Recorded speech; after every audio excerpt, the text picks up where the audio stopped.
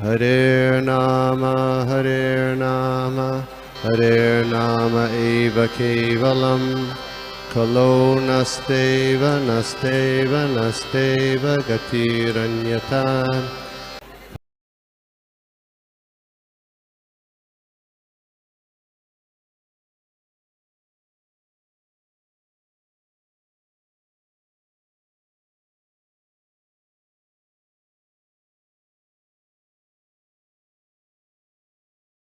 ते भक्ति वेदांत स्वामी नामिने नमस्ते सारस्वती देवी गौरवाणी प्रचारिणे निर्विशेष शून्यवादी पाश्चात्य देशकारिणे।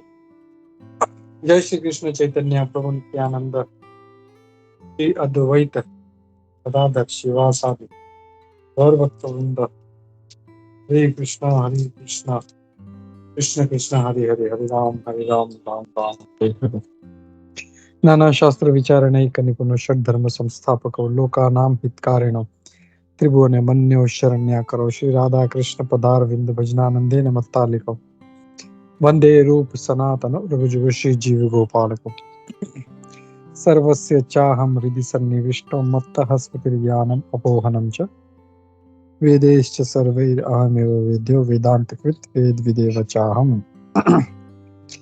हरे कृष्णा।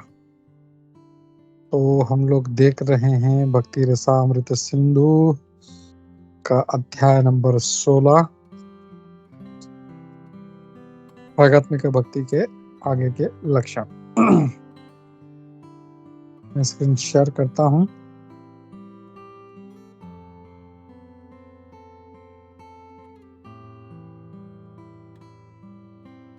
तो आगे यहाँ पे अब कहा जा रहा है भगवान रामचंद्र शांत रहे और उनकी शांतता इस बात को दिखा रही थी कि उन्होंने सारे ऋषियों की जो प्रार्थना है वो कबूल कर ली। तो ये किस प्रार्थना के बारे में कह रहे हैं, हमने देखा था पिछली बार। जो दंडक अरण्य के ऋषि थे वो भगवान से गोपी बनकर उनसे प्रेम का आदान प्रदान करना चाह रहे थे। तो ये जो था उन्होंने कहा था कि मैं अब तो एक पत्नी व्रता हूँ, अभी नहीं कर सकता, अगली बार जब कृष्ण बनकर आऊंगा तब आप लोगों का मैं स्वीकार करूंगा। तो ये जो प्रार्थना है कि भगवान रामचंद्र जी ने उनकी स्वीकार कर ली और इस प्रकार उनको भगवान का आशीर्वाद मिला ताकि वो भगवान कृष्ण का जो सानिध्य भविष्य में प्राप्त कर सके। और इसके कारण क्या हुआ कि उन्हें अगला जन्म जो था गोकुल में गोपियों के रूप में प्राप्त हुआ और वही हुआ जो उन्होंने पिछले जन्म में जैसे उन्हें इच्छा की थी भगवान श्री कृष्ण के सानिध्य की। तो जो मनुष्य जन्म का जो सिद्धि है वो इस प्रकार उन्हें प्राप्त हुआ और भगवान से प्रेम करके प्राप्त हुआ। अब कॉन्जुगल इज डिवाइडेड इनटू 2। तो ये जो माधुर्य रस, जो प्रेम है, रस है, इसे 2 भागों में बांटा गया है। माधुर्य रस जो है वो 2 भागों में बांटा गया। ये एक है माधुर्य रस, माधुर्य रस का आदान प्रदान पति के साथ, और दूसरा माधुर्य रस प्रेमी प्रेमिका के बीच में। तो ये 2 प्रकार के अलग अलग माधुर्य रस हैं। एक जो भगवान कृष्ण के प्रति पत्नी के रूप में माधुर्य प्रेम प्राप्त करता है उसे द्वारका में भेज दिया जाता है, उसे द्वारका प्राप्त होती है जहाँ पे वो भगवान की रानियां बनती हैं। और जिन्हें भगवान का प्रेम एक प्रेमिका के रूप में प्राप्त होता है उसे गोलोक वृंदावन में उसे भेजा जाता है ताकि वो भगवान कृष्ण का की गोपी बनकर वहां पे वो उनका संग कर सके।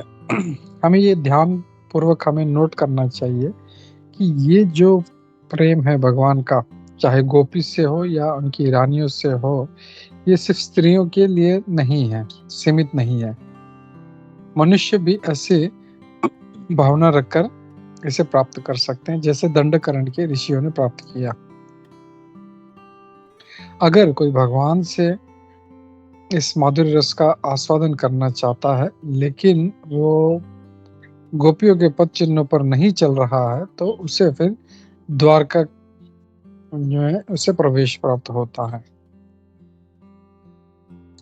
महाकूर्म पुराण में ये कहा गया है कि महान ऋषि जो अग्नि देवता के पुत्र थे, उन्होंने बहुत ही कड़ी तपस्या करके उन्होंने भगवान के प्रति माधुर्य रस को प्राप्त किया, और इसके फलतः उनके अगले जन्म में वो भगवान का संग कर सके।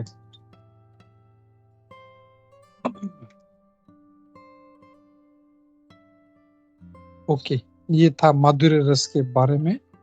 अब अगला रस हम लोग देखते हैं। 5 प्रकार के रस कौन से हैं?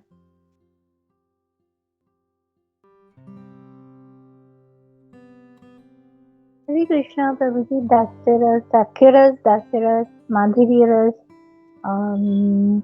साख्य रस, दास्य रस, माधुर्य रस। तो 3 आया मुझे। साख्य रस, दास्य रस, माधुर्य रस।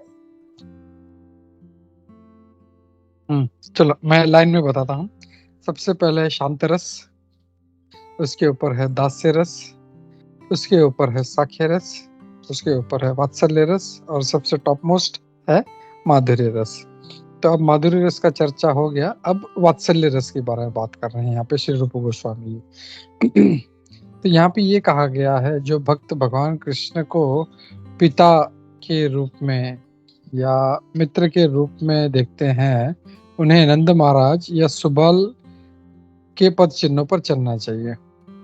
नंद महाराज उनके भगवान कृष्ण के पिता थे, और सारे मित्रों में सुबाल भगवान कृष्ण के सबसे घनिष्ठ मित्र थे इस व्रजभूमि पर। और फिर in the development of becoming either the father or the friend of the lord there are 2 varieties. अब कोई पिता या सखा के रूप में अगर कोई बनना चाहता है तो 2 प्रकार हैं उसमें। एक तरीका